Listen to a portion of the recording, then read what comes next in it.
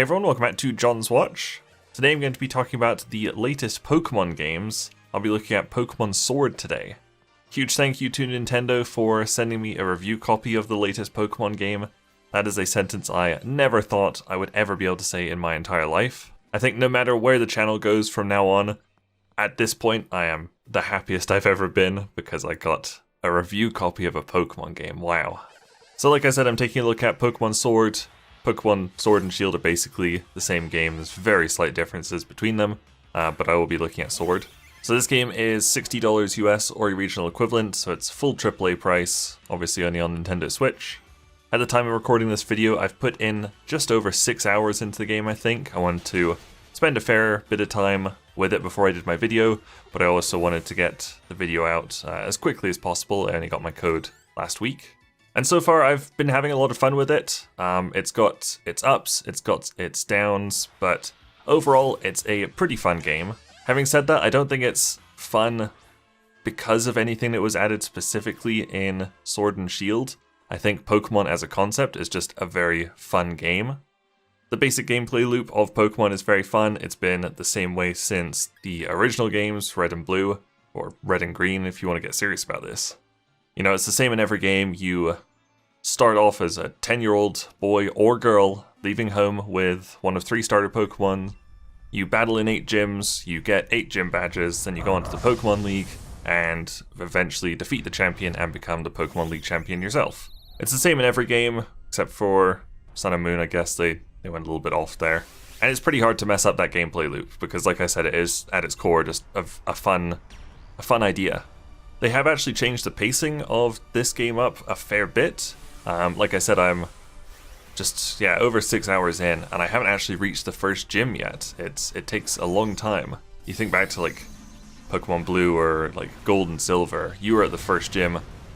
You know, if it's your first playthrough, probably not quite as fast, but if you know what you're doing, you're at your first gym in, like, half an hour. Probably less. So I'm hoping the game's pretty lengthy. I know, like, when it leaked early on, people were saying it took them about 15 hours to finish the whole thing. 6 hours in and I'm not at the first gym. I am absolutely taking my time. I am exploring everywhere. So I usually take about, like, I think it's probably about 24 hours to finish Pokemon games, so I assume this will be around the same kind of length. And to keep going with some positives here, I think my absolute favorite part about this game, and this is going to sound really weird, is the UI design. I think the menus look so good. I think I really love the design of the icons and the menus and everything. I guess you'd call it like flat material style. I'm not really up on graphic design terms, but quite colorful. Lots of white for the icons. No outlines or anything. Just flat, I think. I think those look really nice. They look really modern. They really suit being on the Switch. Some of the animations look fantastic. Not the Pokemon really, but a lot of the like the actor animations, the trainer animations, the people look really good actually, very natural. I also like the idea of the wild area and the big raid battles where you group up with 3 other players or 3 NPCs to fight a giant Pokemon. I don't think they've quite nailed these ideas yet, unfortunately. They still need improving. But I like the idea of them. For example, the raid battles, they're a cool idea, but they take a long time.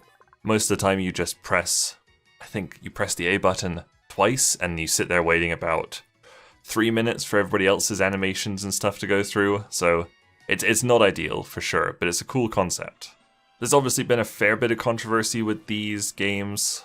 There's been the whole Dexit thing, there's been the high quality animations thing, there's been a lot of stuff going on. And I'm a huge Pokemon fan. I have bought every single Pokemon game. I did not buy this game because I did not think it looked like it was worth my money, to be honest. And it was no one issue in particular that made me not want to buy the game. It was just loads of little things just kind of all added up after a few years, and this was just the time I was going to stop playing Pokemon. So we might as well start with Dexit. Basically, for people who don't know what Dexit is, at this point there's like 800 something Pokemon in the franchise. Game Freak made the decision to not port all 800 into this game, where in every single previous game, all the Pokemon to that date would be in the game. They gave a couple of reasons for not having all the Pokemon. One was to make higher quality animations, and the other was to it would take too long to make brand new models for all the Pokemon coming out the Switch, so they just wanted to focus on a few of them. And so as a result, more than half of the existing Pokemon were cut from the game. And honestly, this one didn't actually bother me too much. Even playing the game, it doesn't bother me. In fact, here's a bit of a hot take. I would have preferred if they had treated Sword and Shield as kind of like a soft reset, where they didn't add any old Pokemon to the game. They just came up with like 150 or so, just to pick a number. Just made 150-ish new Pokemon, put them in the game, and that was it. No old Pokemon. I find it really weird actually to be wandering around in this game to see all the new Pokemon like Yamper and Squavit or whatever, and then just right next to them see a Vulpix or an Electrike or something. For some reason the old Pokemon look really out of place to me in this game. So I personally would have really liked it if they had just done brand new Pokemon for this and left all of them out. I know they probably couldn't do that because of marketing, like I think you need to have Pikachu and Charizard in every single game now. So I'd be quite curious to know other people's thoughts on that. Are you happy with the amount of Pokemon in the game? Would you have preferred all 800? Would you have preferred, like I would, to just start again and just have new Pokemon in it? We might as well talk about the downside of the animations. Like I said, some of them look really good. I think your player throwing a Pokeball looks really good. But some of the actual Pokemon animations are pretty rough. There's this one bit of Yamper, it's the dog Pokemon, using Tail Whip, and like the model just jumps up, turns around. It doesn't even like wiggle its ass. That would be something else entirely. It just moves the entire thing just stays still and moves to the side, like back and forth a couple of times. And that's the Tail Whip animation, and that is pretty bad. You'll see a lot of Pokemon repeat the same animation for different attacks. Like I have this bird Pokemon, and it does the exact same animation for Peck and Pluck, and something else is not even a flying move. We'll move on to graphics here, because it's sort of related to animations. The pop-in of models and trainers and Pokemon in the distance is pretty rough. It's really obvious. There's this one part where you just walk down the street of this big town, and like at the start of it, it just looks like a ghost town. There's nothing there, and as you walk along, just people start just exploding into shot. They just expand out of the ground, I guess. Yeah, the pop-in is really obvious, and it looks pretty bad. And again, there's good and bad parts of pretty much every facet of this game. There's some really nice looking graphics. Like I said, the UI graphic design is fantastic. There's some parts of the game that look really nice. The water looks pretty decent actually for a Pokemon game. But then you look at other things like the ground in Pokemon battles, or some of the trees in the wild area legitimately look worse than the trees from Ocarina of Time or Majora's Mask or something, like games on the N64. Sort of still related to graphics, the character design, like the customization is incredible. You start off picking, it's one of like, I think it's 8 or 10 or 12 different like characters that look like you, and you can customize them pretty well later on. Each town has a clothes store. You can pick from all different kinds of styles. I think my character looks pretty great right now, and that's only from 2 stores worth of clothing.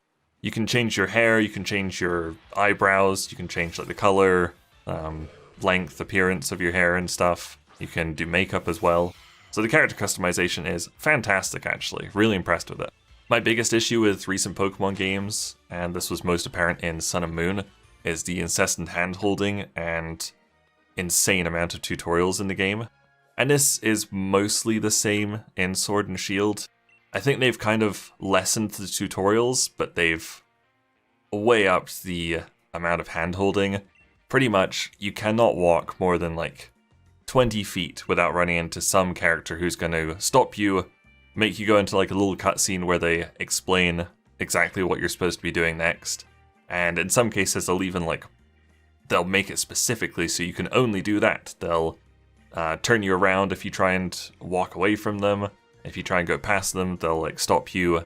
And this happens a lot, and like by about 2 hours in the game, I was so sick of seeing Hop, who is your best friend and your rival, because all he does is just tell you stuff that not only people who have played Pokemon games before, but anyone who's played a video game before would be able to figure out themselves.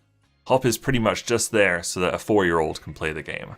And I get it, maybe 4-year-olds are now the Pokemon intended audience. I don't think so. I think it should still be around like 10 to 12 or something. But I think even a 12-year-old would be insulted by some of the dialogue and hand-holding in these games. Also, Hop is so intent on teaching you game mechanics, but he doesn't assume that you have learned the game mechanics in your very first battle with him, right after you've both picked your starter. Or I think like just before you pick your starter, or after you've picked the starter, before you do your battle, he'll ask you if you know about type advantages. And if you're like me and you've been playing Pokemon for 14 years at this point, you'll say, yes, I know all about type advantages. And he'll say, that's great, let's do a battle. And I'm like, okay, this is cool. I have the option to say, no tutorials. And in the first battle, as soon as you use a type advantageous move, he'll interrupt the battle, it'll do a nice zoom on his face, and he'll say, wow, you sure know about type advantages. And I'm like, okay, that's just the first battle, fine.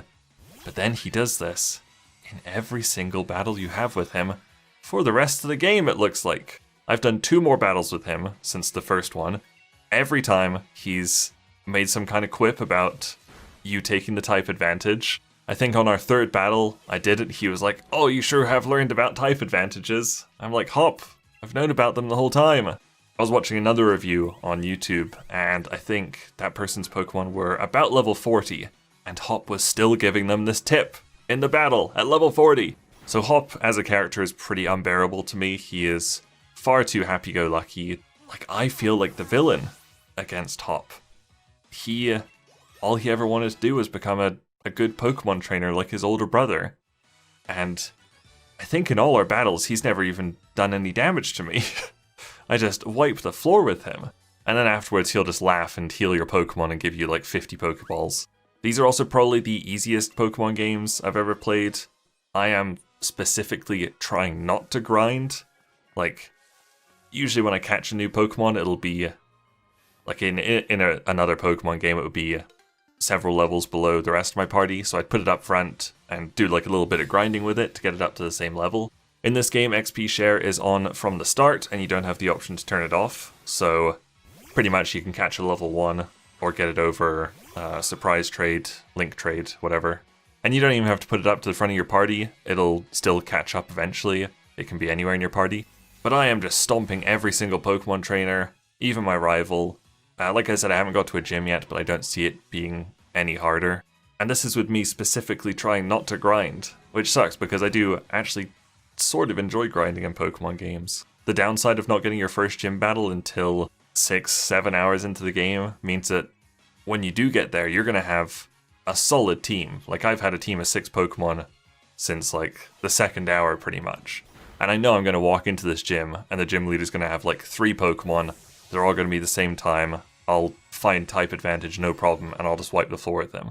So they're very easy, but like I said, still fun games just because they are Pokemon.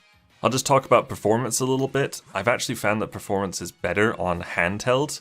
All the footage in this video is from docked, because that's the only way I can record it without like putting it down and recording with my phone.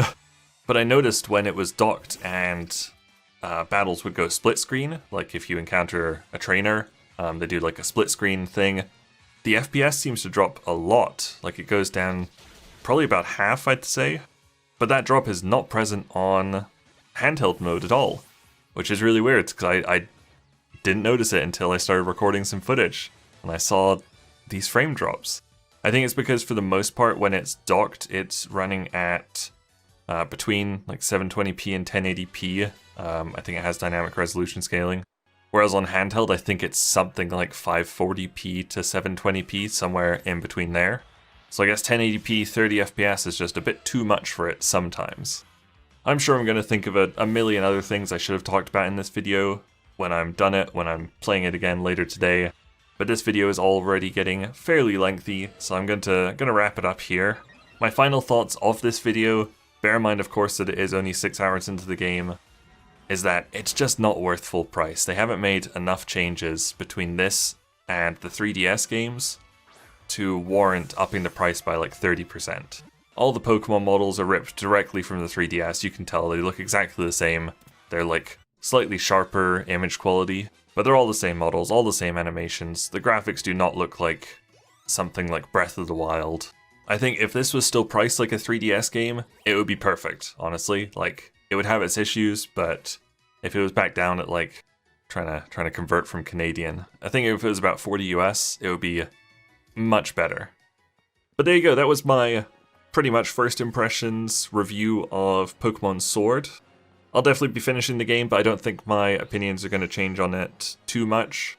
So please let me know if you've been playing it, let me know if you agree or disagree with anything I've said in this video. Let me know in the comments down below.